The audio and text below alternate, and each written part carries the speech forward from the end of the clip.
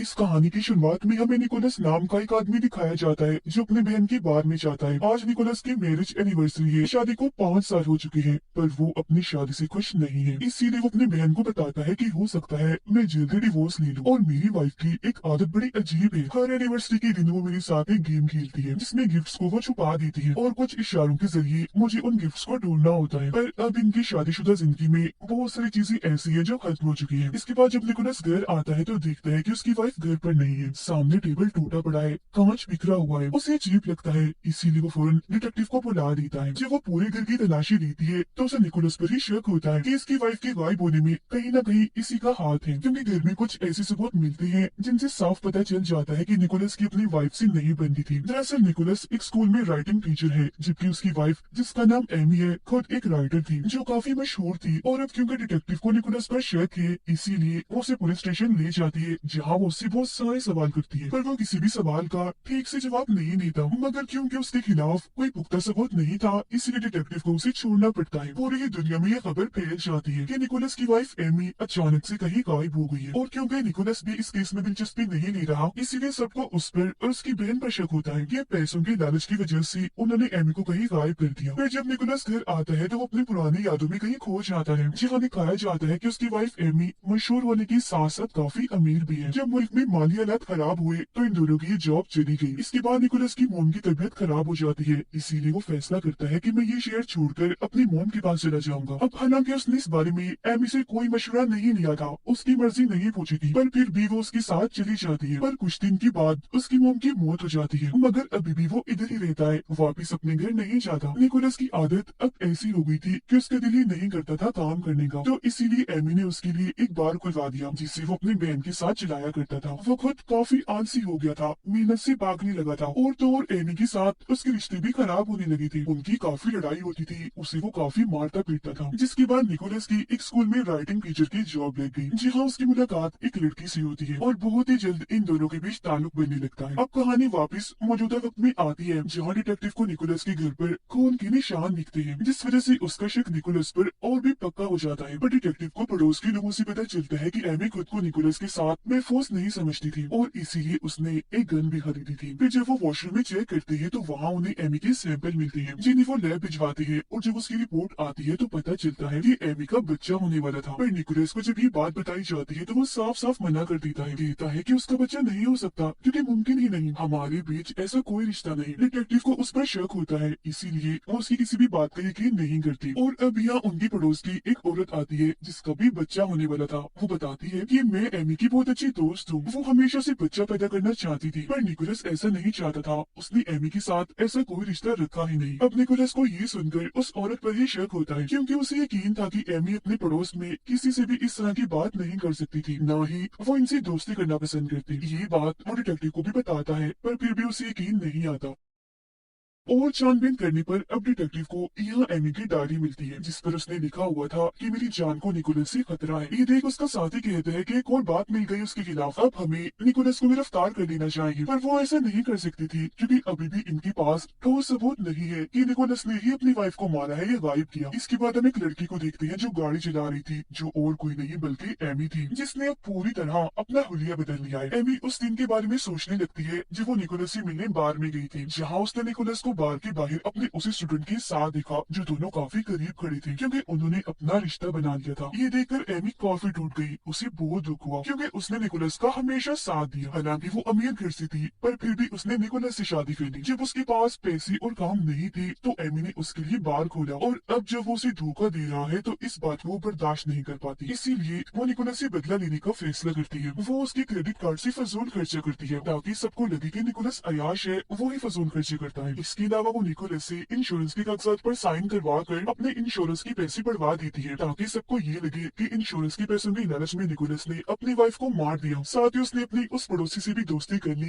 जिसका बच्चा होने वाला था, जो कह रही थी कि मैं एमी की दोस्त हूँ। एमी ने उसे बताया कि मेरा और मेरे हस्बैंड निकोलस का रिश्ता खास अच्छा नहीं है, हमारे बीच हर वक्त लड़ाई झगड़े होती रहती है। ऐसा उसने इसलिए किया ताकि वो अपनी पड़ोसी की हमदर्दी हासिल कर सके। इसके अलावा उसने वॉशरूम में जानबूझकर अपने सैंपल छोड़ दिए ताकि पुलिस को लगे कि क्योंकि एमी प्रेग्नेंट थी, उसका बच्चा होने वाला था, इसीलिए निकोलस ने उसे मार दिया, क्योंकि ऐसी औरत जिसका बच्चा होने वाला होता है उसे मारने की सजा कड़ी से कड़ी होती है। वो अपने जिस्म से अपना खून भी निकालती है और उसे फर्श पर डालकर साफ करती है ताकि उसके निशान पुलिस को मिल जाए। और वो हमेशा अपने हस्बैंड के साथ एनिवर्सरी के दिन गेम खेलती थी, जिसमें कुछ इशारों के साथ निकोलस को गिफ्ट ढूंढनी होती थी। पर इस बार उसने गेम तो खेली, मगर क्लोज इशारे उसके लिए नहीं बल्कि डिटेक्टिव के लिए छोड़े। अब वो अपनी बहन के गिराज में जाता है और ये देखकर काफी हैरान रह जाता है कि किसी ने बहुत सारी चीजें खरीद कर यहाँ रखी हुई है, क्योंकि ये उसके कार्ड से की गई शॉपिंग थी। ये उस सामान को चेक करती है तो पता चलता है कि फजूल सामान के साथ साथ यहाँ वो हथियार भी है जिससे एमी का खून हुआ है। ये देखकर उसकी बहन काफी घबरा जाती है, क्योंकि निकोलस के साथ साथ वो भी इस केस में फंस सकती है। पर वो इन चीजों को ऐसे ही छोड़कर वहाँ से चला जाता है। मगर डिटेक्टिव जो हमेशा से उसका पीछा कर रही थी, यहाँ वो अपने साथियों के साथ आती है और कत्ल वाला हथियार उन्हें मिल जाता है, जिसके बाद दोनों बहन भाइयों को गिरफ्तार कर लिया जाता है। पर कुछ वक्त के बाद निकोलस को जमानत मिल जाती है। वापिस आकर वो काफी अच्छी लॉयर वकील से मिलता है और उसे सारी बात बता देता है। साथ में ये भी कहता है कि मेरी वाइफ एमी के साथ मुझे कभी भी महफूज सा महसूस नहीं हुआ, कहीं न कहीं उसका ज़हनी तवाज़ुन खराब था। इसके बाद निकोलस एमी के पहली दोस्त के पास जाता है, जिस पर एमी ने इल्जाम लगाया था कि इसने मेरे साथ बदतमीजी की और जबरदस्ती के इल्जाम पर उसे गिरफ्तार भी करवाया था। उससे बात करने के बाद निकोलस को पता चल जाता है कि एमी मुझसे बदला ले रही है। उसने अपने दोस्त के साथ भी बिल्कुल ऐसा ही किया था और अब वो एमी की दूसरी दोस्त से मिलने जाता है जो बहुत ही अमीर होता है। ये अमीर दोस्त निकोलस से बात करने से मना कर देता है, क्योंकि आज भी वो एमी से प्यार करता है। एमी को हम देखते हैं जो छोटे सी टाउन में रहती है। वो अपने पड़ोसियों के साथ जब बाहर थी तो तभी उसके पैसे गिर जाते हैं। जो उसकी पड़ोसी देख लेती है कि इसके पास इतने सारे पैसे हैं और फिर जैसे ही रात होती है वो उसके घर आकर उसके सारे पैसे लूट कर चली जाती है। अब उसके पास कोई पैसा नहीं था, इस बात से दुखी होकर वो रोने लगती है। इन हालात को देखते हुए वो अपने उसी अमीर दोस्त को कॉल करती है जो उसे आज भी प्यार करता है। वो उसे मिलने के लिए बुलाती है और जब वो आता है तो वो उसे बताती है कि निकोलस हमेशा मुझे मारता था, मुझ पर जुल्म किया करता था, मेरी जान को उसे खतरा था, इसीलिए मैंने वो घर छोड़ दिया और अब मैं वहाँ वापस नहीं जाना चाहती। जिसके बाद उसका दोस्त उसे अपने घर में ले आता है और कहता है कि तुम कुछ टाइम यहाँ रह सकती हो, यहाँ पर कभी भी कोई नहीं आता।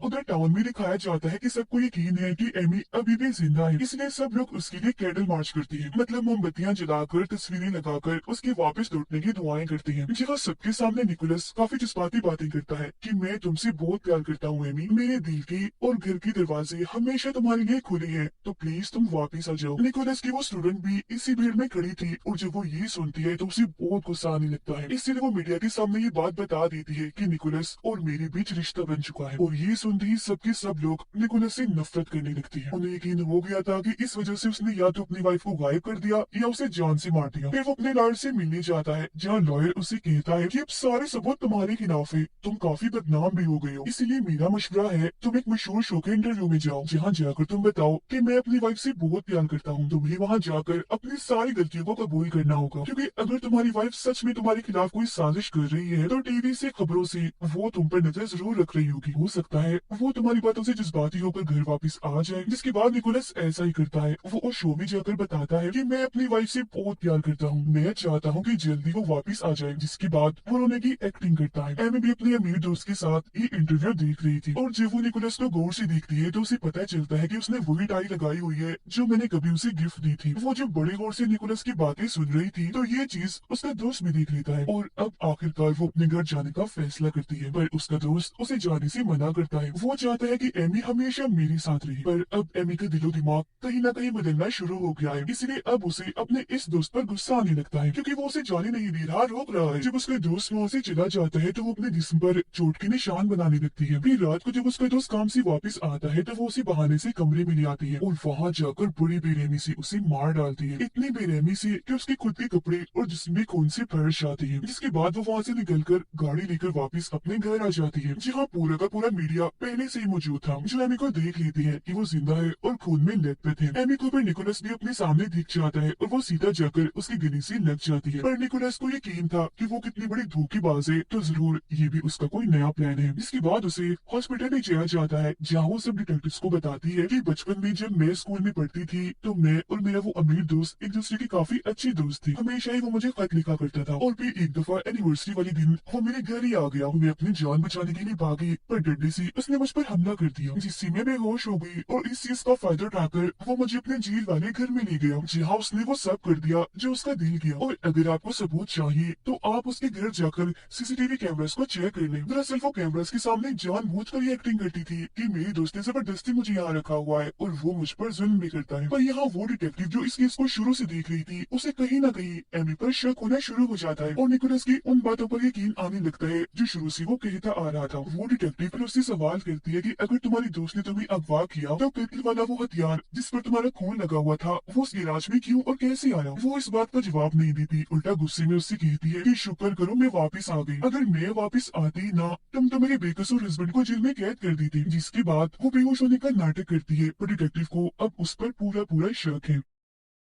इसके बाद निकोलस उसे अपने घर ले आता है और कहता है कि बस कर दो, अब ये ड्रामा नाटक बंद करो, मुझे पता है कि तुम बिल्कुल ठीक हो और अपने अमीर दोस्त का कत्ल तुमने ही किया है। और वो इतनी चालाक थी कि पहले तो वो ये चेक करती है कि निकोलस के पास कोई रिकॉर्डर तो नहीं, ये मेरी बातें रिकॉर्ड तो नहीं कर रहा, जिसके बाद वो सारा सच बता देती है। पर इसका क्या फायदा था, क्योंकि निकोलस की बातों का किसने यकीन करना था, क्योंकि अब तो सब एमी के साथ थी। आगे वो बताती है कि जब मैंने तुम्हारा इंटरव्यू देखा तो मुझे यकीन हो गया कि तुम्हें मेरे लिए सबसे बेहतर हो और इसी वजह से मैं वापिस आई हूँ। अब निकोलस अपने लॉयर और डिटेक्टिव से मिलकर ये सारी बातें उन्हें भी बता देता है, जिसमें डिटेक्टिव कहती है मेरे पास उसके खिलाफ कोई सबूत नहीं है, उसने अपना बचाव करने के लिए अपने दोस्त को मारा है, इसीलिए अगर ये बात सबके सामने लाई भी जाए तभी उसे गिरफ्तार नहीं किया जाएगा। फिर रात को निकोलस जब अपने घर था तो एमी उसे अपने साथ ले जाती है और निकोलस को देखने से लग रहा था कि वो अब एमी से डरने लगा है। खैर अगली सुबह एक रिपोर्टर इनका इंटरव्यू लेने के लिए आने वाली थी, तो उसके आने से पहले एमी निकोलस को समझा देती है कि तुम्हें वो सारी बातें मान लेनी होंगी जो मैंने प्लान की थी, यानी कि क्रेडिट कार्ड से शॉपिंग तुमने की थी, तुमने मुझ पर हाथ भी उठाया था क्योंकि पहले हमारा रिश्ता ठीक नहीं था,